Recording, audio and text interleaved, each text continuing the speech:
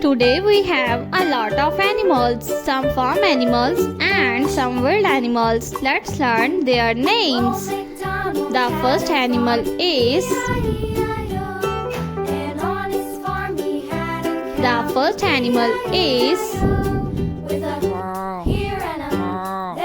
a lioness. This is a lioness. The next animal is a camel. This is a camel. The next one is a rhino. The next animal is a leopard. This is a leopard. The next one is a rooster. The next one is elephant. This is elephant. The next one is a horse. This is a horse.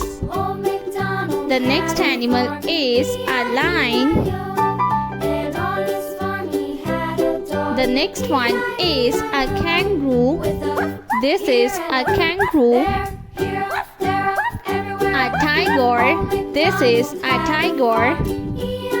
The next animal is a panda. This is a panda. The next animal is a cow. This is a dog.